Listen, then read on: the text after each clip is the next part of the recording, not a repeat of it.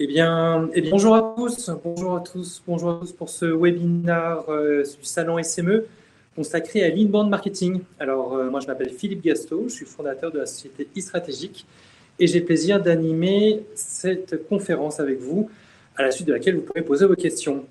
Alors, on va voir ensemble comment attirer, convertir, transformer, puis fidéliser vos clients. Le webinaire se consacre en deux temps. La première partie sera consacrée bien sûr à la présentation que je vais vous faire, que vous pourrez retrouver ensuite sur Internet. Vous pourrez la télécharger soit sur mon site, soit sur LinkedIn. Je vous indiquerai comment le faire. Et puis, il restera un temps de questions-réponses via le chat. Allez, on commence directement par une mise en situation. Alors voilà, on ne se connaît pas, on est à peu près une soixantaine, peut-être une centaine à être connectés en ce moment, et on décide d'aller déjeuner ensemble. Première question, où allons-nous déjeuner? Comment plaire au plus grand nombre? Qu'est-ce qu'on va faire? Où c'est? À quel endroit? Ensuite, est-ce qu'ils peuvent réserver une grande table pour 100 participants? C'est assez compliqué. Bref, vous avez compris, en fait, cette situation, on la vit tous les jours. Qu'est-ce qu'on fait quand on veut aller ensemble quelque part? On va sur Internet. Bien sûr, première chose, on demande l'avis des clients. Ensuite, on regarde sur TripAdvisor si les avis sont bons. Ensuite, on va sur La Fourchette pour profiter de réduction. On va sur Google Maps pour trouver le trajet pour y aller. On se renseigne s'ils prennent la carte bleue. Enfin bref, vous savez comment on fait. On utilise Internet tous les jours, ne serait-ce que pour des choses de la vie de tous les jours, à savoir trouver un endroit pour être tous ensemble. Mais voilà, le problème, c'est que nous, les consommateurs, nous, les usagers, on a déjà pris ces pratiques. On sait comment le faire, alors que les entreprises elles-mêmes ont encore un peu de mal à transformer leurs usages. Ils sont encore trop ancrés dans des anciennes traditions, dans des ventes traditionnelles, alors que nous, consommateurs, on utilise nos portables dans la rue, on utilise nos portables dans les rayons des consommations et nous sommes tout le temps connectés. Alors concrètement, comment ça se passe? Cette vente traditionnelle versus le vente marketing digital, comment ça se passe? Eh bien, vous voyez bien qu'on reçoit trop d'informations. Ce que vous voyez à l'écran, là, quand je reçois trop d'informations, c'est ce que j'ai dans ma boîte aux lettres tous les jours. Je pense que vous aussi, on a la publicité sans arrêt. On serait confronté à pratiquement 3000 messages publicitaires par jour. Imaginez, vous ayez pris les transports en commun ce matin pour vous déplacer. Vous avez peut-être même vu des affiches publicitaires dans la rue, vous avez eu un journal entre les mains, vous avez écouté la radio, vous avez allumé votre ordinateur portable, vous êtes connecté depuis chez vous, vous avez de la publicité non-stop. Donc on a trop d'infos. Comment sortir du lot? Il y a trop de spam, que ce soit par Internet, sur les emails, mais également dans les publicités, sur les sites en ligne. Comment faire pour se préconner, comment faire pour pouvoir en fait se démarquer, et nous, usagers, comment faire pour trier le bon grain de livret? Et on n'a plus de besoin. Les entreprises nous appellent sans cesse pour nous proposer des services dont on n'a pas besoin. Les entreprises, en fait, sont encore dans un stade qui est différent de nos usages à nous en tant que consommateurs, comme on vient de le voir dans cette mise en situation juste avant. Concrètement, nous, consommateurs, on recherche l'information. Ensuite, on se renseigne et on accepte éventuellement d'être ciblé pour recevoir des publicités qui répondent à nos besoins. Alors, en tant qu'entrepreneur, je vous invite à réfléchir à cette proposition de démarche qu'on appelle l'inbound marketing, qui est en 4 verbes, 4 temps. C'est le thème de ce séminaire. Attirer, convertir, transformer, fidéliser. On va regarder ensemble chacune de ces étapes autour des outils que vous allez pouvoir déployer pour pouvoir attirer davantage vos visiteurs. Ensuite, convertir ces visiteurs en leads, en prospects. Comment on va transformer ces prospects en clients et comment on va ensuite fidéliser ces clients. Vous allez voir, c'est assez simple. Finalement, cette démarche, pour nous, entrepreneurs, est assez évidente puisque les 4 verbes sont faciles à déployer. Voyons tout d'abord la première étape qui est de l'attirance. Comment on fait pour attirer des prospects? Pour attirer des prospects sur Internet, il faut être visible. Pour être visible, il existe plusieurs outils. Je vous en pose quelques-uns à l'écran, vous pouvez le voir. Le premier sur lequel je voudrais m'arrêter est le site web. Bien évidemment, nous, en tant qu'entrepreneurs, il est indispensable d'avoir un site web qui présente son activité de service, si on est en B2B, ou qu'on présente ses produits en B2C, bien évidemment. Notre site web n'est rien s'il n'a pas de contenu, s'il n'a pas de référencement naturel. Le référencement naturel, qu'on appelle également le SEO, Search Engine Optimization, est en fait l'optimisation des contenus pour que Google et les moteurs de recherche puissent vous indexer et ensuite permettre aux usagers et aux consommateurs de vous retrouver facilement sur Internet. Il existe d'autres outils également pour attirer des prospects. Moi, je pense à la publicité, bien évidemment. Là, après, en tant qu'entrepreneur, on a des budgets serrés. On ne peut pas toujours investir dans la publicité en ligne sur le SEA, Search Engine Advertising, qui est en fait de la publicité payante, ou sur du display, qui se présente sous la forme de bannières publicitaires sur les sites. pouvez peut-être utiliser les médias sociaux, bien évidemment LinkedIn en B2B, c'est le média social le plus important sur lequel il y a le plus de professionnels qui présentent leurs activités et qui interagissent, mais également, bien sûr, Facebook, bien évidemment Twitter, et vous en connaissez un bon paquet. Le referral, qui est également un autre outil qui vous permet d'attirer des prospects, le referral, c'est simplement l'indexation de votre site web, de votre fiche d'identité numérique, par exemple sur des sites tierces. Prenons l'exemple des pages jaunes, qui est un annuaire en ligne sur lequel vous pourriez renseigner votre identité et surtout votre activité. Il existe également Google My Business. C'était le premier point, comment en fait on attire des prospects. Donc vous l'avez compris, soyez visible et publiez des contenus. Voyons maintenant la deuxième étape de cette inbound marketing qu'on appelle maintenant la conversion.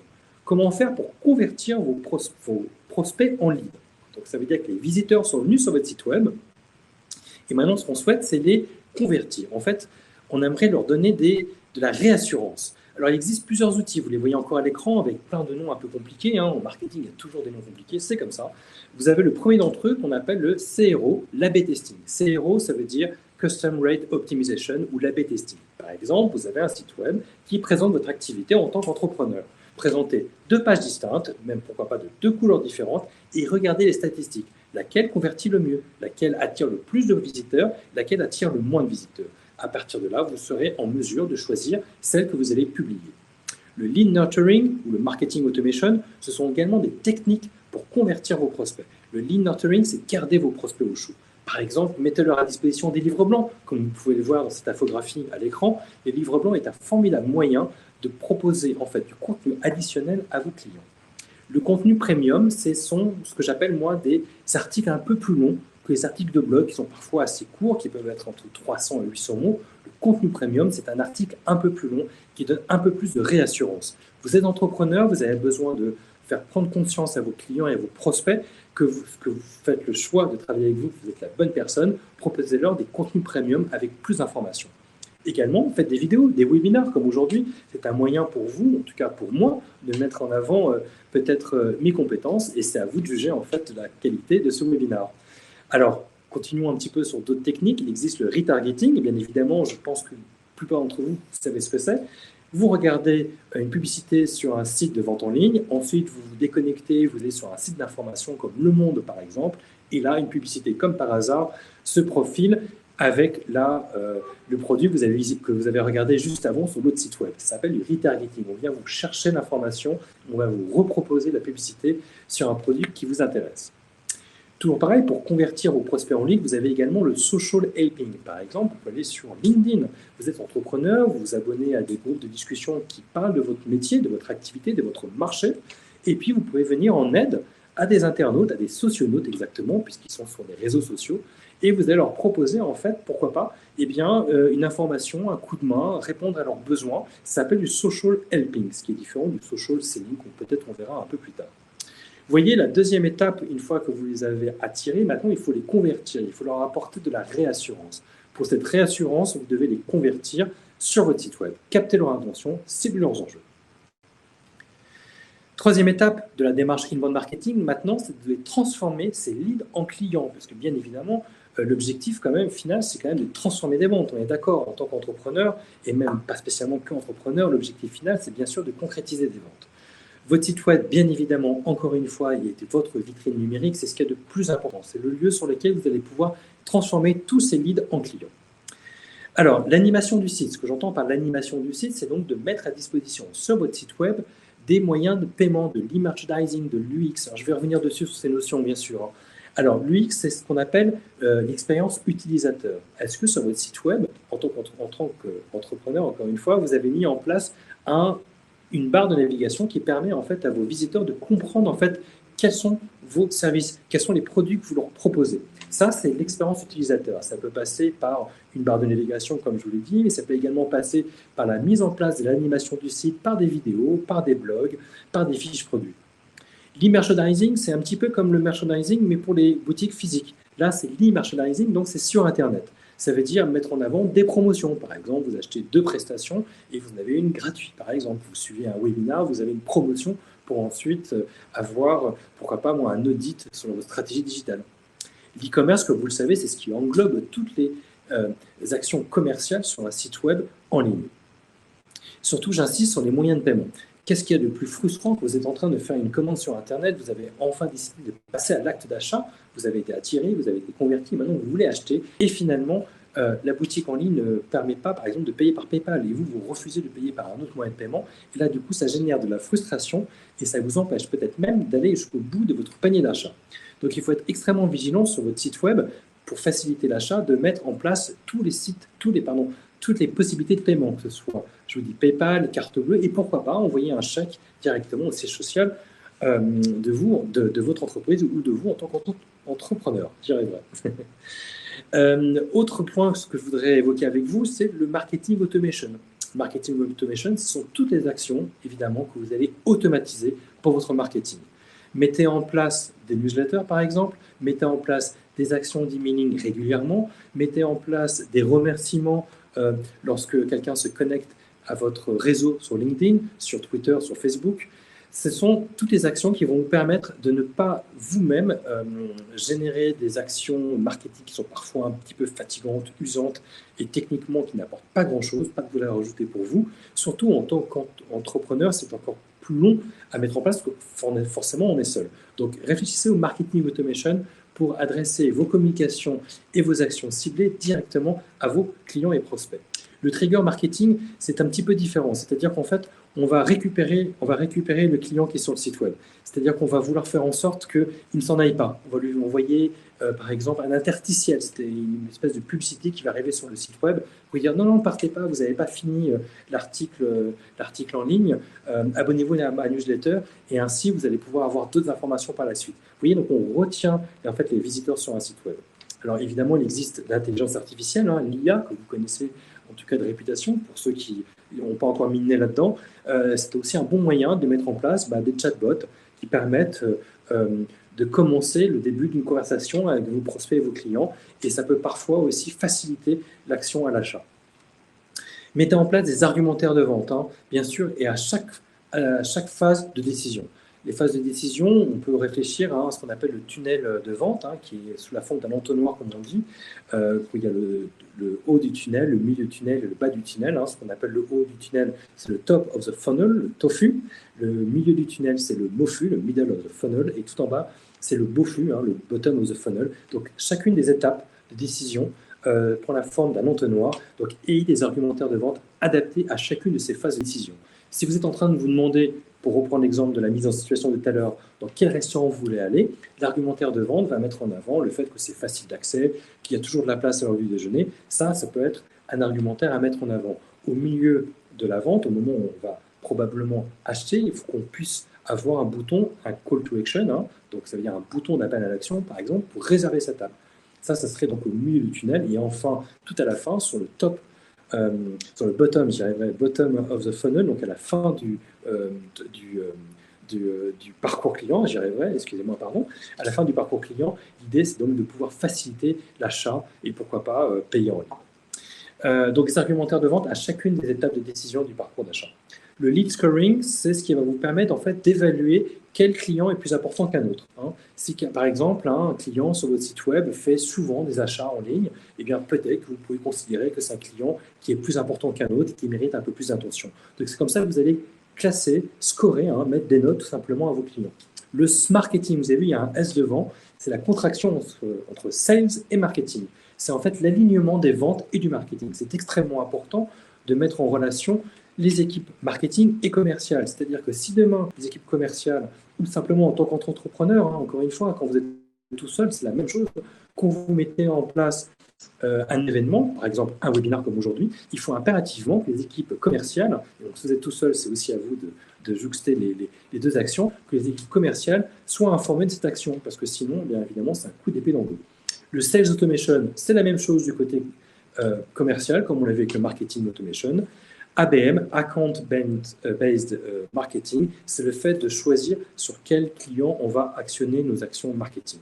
Enfin, pour transformer ces leads en clients, il existe également, bien évidemment, le marketing du email. Les emails marketing qui sont ciblés, bien évidemment, c'est extrêmement important. Impossible d'envoyer encore des emails en masse, c'est terminé, il ne faut surtout pas le faire. Il faut toujours cibler ces communications, sinon c'est un coup d'épée dans l'eau. Prenons un exemple. Si vous recevez un message pour vous donner une information sur je ne sais pas moi, des vacances qui arrivent et que vous êtes dans la mauvaise cible, et bien, ou dans la mauvaise zone, par exemple en France, zone ABC pour les vacances, et bien forcément, ça ne marchera pas parce que, par exemple, le mois prochain, et bien, vous ne serez pas en vacances. Donc, l'email doit être absolument ciblé et répondre aux attentes et aux enjeux de vos clients.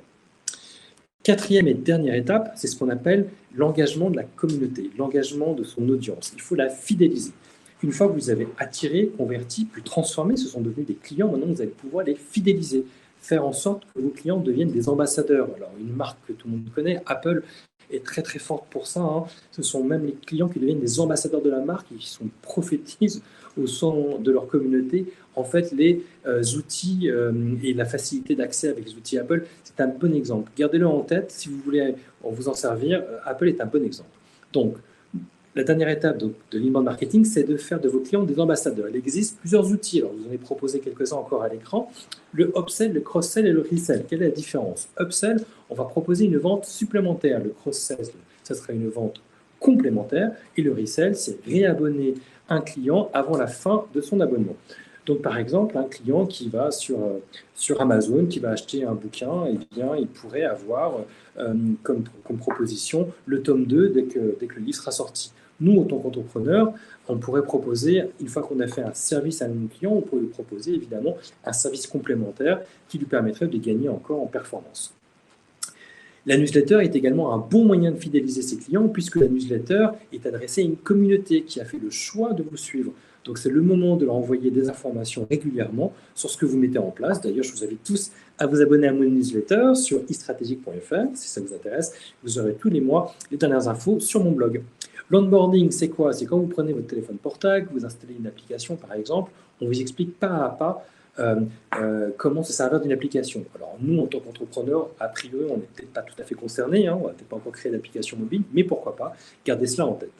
Les enquêtes de satisfaction, extrêmement importantes. Une fois que vous avez vendu l'un de vos produits en tant qu'entrepreneur ou en B2B, lorsque vous avez fait une prestation de service, proposez une enquête de satisfaction, demandez à vos clients de répondre en ligne ou simplement par papier, bien évidemment, sur ce qu'ils ont pensé de votre prestation.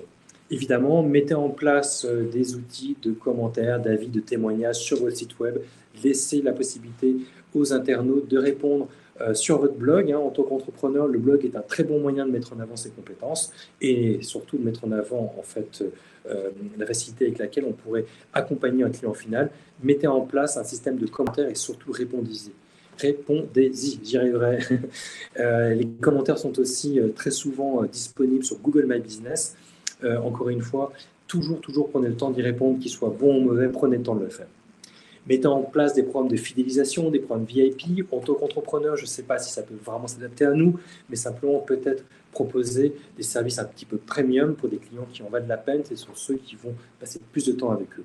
La réputation, bien évidemment, mettez en place des outils pour indexer votre réputation, essayez de bien comprendre ce que vous faites sur Internet, est-ce que votre réputation est bonne sur les réseaux sociaux et vos clients vont pouvoir facilement également relier votre communication. C'est le cas donc des influenceurs, des ambassadeurs de marque.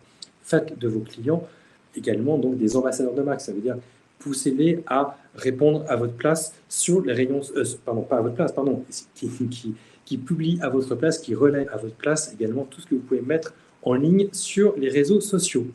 Voilà, j'en ai fini avec cette présentation. Il est 12h05, il vous reste encore 10 minutes pour poser toutes vos questions. Ça va apparaître dans le chat, je vais pouvoir les lire à haute voix et y répondre tout de suite. Donc, ce qu'il faut bien comprendre, c'est que l'inbound marketing, ça va donc à l'encontre de l'outbound marketing.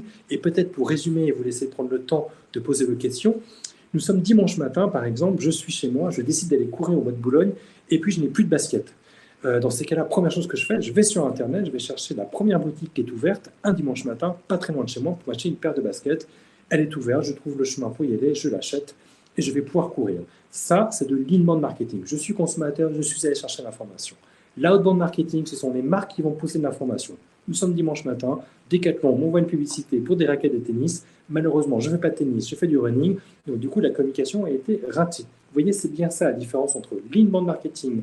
Le consommateur va puiser l'information pour les entrepreneurs. C'est le meilleur moyen de faire parce que ça ne coûte pas très cher finalement, plutôt que l'outbound marketing, où cela, pour le coup, ce sont les consommateurs qui vont recevoir l'information en direction des marques. Voilà, j'espère que vous avez trouvé ça intéressant. J'espère que vous pouvez l'appliquer pour vous en tant qu'entrepreneur. C'est le moment de poser vos questions sur le chat. J'y répondrai au fur et à mesure avant de clore ce chapitre. Alors, je vois que quelqu'un vend des bijoux sur Internet, et c'est une très bonne idée, notamment Instagram. Super. Quel outil puis-je utiliser pour capter de nouveaux clients? Alors, Instagram est un très très bon moyen. Vous allez voir que sur Instagram, qui est donc peut-être un petit rappel pour ceux qui découvrent cette plateforme, ce réseau social, c'est un réseau social qui permet de mettre en avant des photos principalement, et vous pouvez animer une communauté en mettant en avant des jolies images qui mettent en avant vos produits. Alors, les outils que vous pouvez utiliser pour Instagram, vous avez la publicité payante sur Instagram, vous pouvez faire des stories qui mettent en avant en fait vos photos. Vous pourriez également les proposer, vos photos, vos bijoux, vous pourriez les proposer à des influenceuses ou des influenceurs pour qu'elles portent vos bijoux et qu'elles le proposent à leur communauté. Ça, ce serait un bon outil. Vous pouvez également utiliser, pourquoi pas, je suis en train de réfléchir aussi à Facebook finalement. Je me dis mettre en place aussi des mises en situation. Et puis, il ne faut pas oublier, il y a aussi les enseignes physiques. Vous pouvez aussi vendre vos bijoux dans des enseignes physiques et utiliser les réseaux sociaux, par exemple des espaces de coworking, dans lesquels vous pourriez vous appuyer sur la communauté de tous les entrepreneurs qui sont sur place pour pouvoir proposer vos bijoux et du coup publier les photos de vos bijoux sur les réseaux sociaux de ces espaces de coworking. J'espère que ça répond à votre question. Sinon, n'hésitez pas, encore une fois, à m'envoyer des questions sur mon site web, istratégie.fr. Vous verrez ça à la fin des coordonnées. N'hésitez pas, j'y répondrai. Merci Philippe, j'ai appris beaucoup de choses. Bon, c'est très bien. Je vous remercie infiniment. Ah, vous avez une question, pardon. Connaissez-vous un outil pour centraliser les publications? Oui, bien sûr, très bonne question. Merci beaucoup Adélaïde. Alors, il existe en effet pas mal d'outils. Moi, j'utilise Hootsuite. Alors, c'est écrit H-O-O-T-S-U-I-T-E. Hoot, H-O-O-T-S-U-I-T-E, pour centraliser les publications. C'est-à-dire que c'est un outil sur lequel, généralement, le matin, je mets en ligne 2-3 informations que je trouve intéressantes qui vont publier sur tous les réseaux sociaux. Au-dessus, c'est un agrégateur de contenu. Ça vous permet, en fait, non, pardon, c'est pas un agrégateur de contenu, pardon, c'est un diffuseur d'informations sur vos réseaux sociaux. Pour répondre très clairement à Adélaïde, moi j'utilise un outil qui s'appelle Feedly, F-E-E-D-L-Y, Feedly, F-E-E-D-L-Y, qui vous permet en fait de recenser des sources d'informations sur plusieurs blogs, sur plusieurs sites internet sur lesquels je suis intéressé sur le métier du marketing digital par exemple. Donc toutes les informations-là sont agrégées dans cet agrégateur qui s'appelle Feedly. Une fois qu'il y a une information qui m'intéresse, je la repartage sur les réseaux sociaux et c'est là que j'utilise dans ces cas-là Hootsuite ou Buffer, B-U-2-F-E-R. Une autre question de Fedal. Bonjour Fedal, est-ce qu'une landing page, bien sûr, offrant un e-book gratuit, permet vraiment d'attirer les clients? Oui Fedal, c'est extrêmement important. La landing page, mais la landing page doit être très très bien faite. C'est-à-dire que il faut qu'il n'y ait aucun subterfuge autour et il faut qu'elle soit très claire. Il faut que la page web, la landing page, en fait, il n'y ait qu'un appel à l'action. Quelque chose comme télécharger mon livre blanc pour gagner en compétences dans le monde du marketing digital avec un formulaire et vous renseigner et le bouton de téléchargement. Il ne faut pas qu'il y ait autour abonnez-vous à ma newsletter, découvrez les prestations. Il faut vraiment que la landing page soit le plus comment ça s'appelle, qu'elle puisse le maximum convertir. Il ne faut pas qu'il y ait de fioritures autour. Voilà. Et oui, l'e-book, c'est un très très bon outil pour attirer des clients. Pourquoi? Parce qu'il va le télécharger, il va y avoir vos coordonnées, il va se rappeler à vous sans arrêt, dès qu'il va l'ouvrir, le lire, pour pouvoir ensuite faire appel à vos prestations.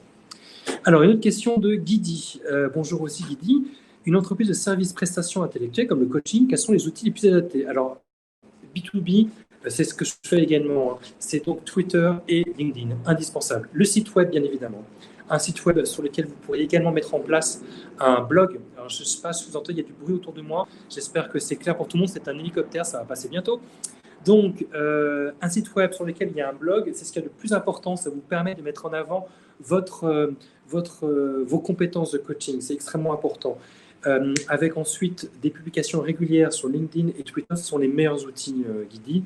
Et j'ajouterai également que vous devriez peut-être aussi penser à une FAQ, une foire aux questions sur votre site web. Alors, je ne l'ai pas fait, c'est une erreur peut-être, mais je vais le faire aussi, parce que finalement, je fais le même métier que vous. Et une FAQ, une foire aux questions, sur laquelle, vous pourriez répondre aux questions les plus communes, les plus courantes de vos internautes. Et puis, ça serait un bon moyen de répondre également à la recherche vocale. Rossignol, pour faire de l'inbound marketing, quel que soit le prospect qui vienne à nous, il faut donc être visible, bien sûr. Comment faire pour être visible concrètement? Alors ça, c'était la première étape de l'inbound marketing, on l'a dit, c'est être visible, c'est attirer des prospects, je vous rappelle, attirer, convertir, transformer, puis fidéliser. La première étape, c'est donc d'attirer des prospects, donc d'être visible. Pour être visible, Rossignol, le plus important, c'est de pouvoir publier des contenus à forte valeur ajoutée. Utilisez votre site web, c'est ce que je disais tout à l'heure dans les outils qu'on a vus pour attirer des clients. Encore une fois, cette présentation sera disponible sur mon site web et surtout sur SlideShare. Je vous enverrai les liens tout à l'heure. Pour revenir à votre question, pour être visible, il faut donc avoir un site web, créer des contenus. Avec le contenu, vous êtes bien référencé sur Internet et du coup, les internautes vont pouvoir vous trouver facilement. Ça, c'est la première étape. D'autres outils, je vous ai présenté tout à l'heure. Il y avait également les réseaux sociaux, extrêmement importants. Vous, Rossignol, de mettre en avant votre expertise sur les réseaux, pourquoi pas LinkedIn et Twitter en B2B, Facebook en B2C par exemple. Il existe d'autres moyens encore d'être visible, c'est faire des partenariats par exemple avec des prestataires dans un même marché que le vôtre. Voilà quels sont les meilleurs outils. Alors Philippe aussi, Philippe numéro 2. Eh bien, bonjour Philippe numéro 2. Merci pour ce webinaire, merci d'y avoir donc assisté. Vous confirmez que l'outil MailChimp, oui, je l'utilise, est aussi bien adapté pour faire des campagnes marketing, pour envoyer des emails en masse à des leads captés sur LinkedIn qu'un outil de newsletter. En gros, ce que j'essaie de comprendre, c'est que vous utilisez MailChimp, vous vous demandez c'est ce qu'il y a de mieux. Alors, pour ceux qui ne connaissent pas, MailChimp, c'est un outil qui permet de router des emailing. MailChimp, c'est simplement, quand nous, en tant qu'entrepreneur, on ne peut pas envoyer à une base client de 300, 400, 500, peut-être même plus, clients un email depuis notre outil d'email qu'on utilise tous les jours. On ne peut pas le faire. Donc, on va passer par des plateformes de routage. MailChimp est la plus connue, c'est une plateforme américaine. Il existe également Sendinblue qui est français. À titre personnel, j'utilise MailChimp également pour faire des campagnes emailing et on peut cibler. Pourquoi on peut cibler? Parce que sur LinkedIn, vous savez qu'elles sont... Alors, attendez, votre question est sur LinkedIn et sur... Oui, les emails de masse. Pardon, je vais reprendre mon propos. On ne peut pas envoyer d'emails de masse. Moi, je trouve que c'est une très, très mauvaise chose parce que quand on va envoyer un email de masse à plein de gens, eh bien, forcément, on se trompe parce qu'il y a des gens qui ne sont pas intéressés par le contenu du message. En revanche, moi, ce que je fais, pour donner un exemple, Philippe, c'est que toutes les personnes qui me demandent en relation sur les réseaux sociaux et sur LinkedIn en particulier, je regarde son profil. Si je trouve qu'on a un intérêt commun à échanger sur ce réseau-là, eh bien, j'envoie un message semi-automatique, c'est-à-dire que j'ai déjà à peu près écrit le message qui dit, par exemple, merci d'avoir pris relation avec moi d'être mis en relation avec moi sur LinkedIn. Je vous propose de vous abonner à ma newsletter. À partir du moment où cette personne accepte de s'abonner à ma newsletter, elle fait partie, en effet, de mon réseau. Et maintenant, je peux lui adresser un email de masse si c'est une newsletter. C'est considéré comme un email de masse si vous voulez, mais la personne qui va le recevoir, le destinataire, a fait le choix de recevoir. Donc, ce n'est pas tout à fait la même chose que d'envoyer un email en masse à des fichiers clients qu'on aurait achetés ou loués, et surtout pas sur LinkedIn parce que c'est complètement interdit. J'espère que j'ai répondu à votre question et n'hésitez encore pas à me solliciter sur les réseaux sociaux, sur LinkedIn, sur Facebook, sur mon site web. Je vous mets à l'écran mes coordonnées. Alors, je vois qu'il y a encore une autre question. Pardon, Angeline. Bonjour, Angeline. Comment mettre en avant son activité lorsqu'elle est intellectuelle? Justement, ce qu'on a vu tout à l'heure sur Instagram. Ça, c'est plus difficile. Pour générer des visites sur mon site web. Alors, merci pour votre intervention. C'est gentil. Merci d'y avoir participé. Angeline, alors, je trouve que Instagram n'est peut-être pas le meilleur outil, le meilleur endroit pour pouvoir mettre en avant sa prestation intellectuelle. Enfin, c'est un point de vue. Maintenant, je trouve que Instagram est plus intéressant pour des produits, donc pour du B2C. Pour du B2B, j'irais plutôt vous orienter vers LinkedIn et Twitter, comme je l'ai dit tout à l'heure, éventuellement vers Facebook, bien sûr, parce que c'est un réseau qui est assez conséquent, bien évidemment. Sur du consulting juriste, Instagram, je ne pense pas que ce soit le meilleur endroit. Maintenant, je ne vous interdis pas d'y aller, bien évidemment, mais je ne pense pas que ce soit le meilleur endroit pour y aller. Vraiment, consacrez plutôt vos efforts sur LinkedIn et sur Twitter. Et bien sûr, encore une fois, tout en haut, il y a votre site web. Tout en haut, il y a votre site web. Je mets en avant là, à l'écran les deux liens. Je continue à recevoir vos questions s'il le faut. les deux liens, donc istratégique.fr, c'est mon site web, donc vous avez toutes mes coordonnées, vous pouvez me poser des questions en direct. Et j'ai créé également une adresse réduite qu'on appelle une réduction d'adresse, donc bit.ly,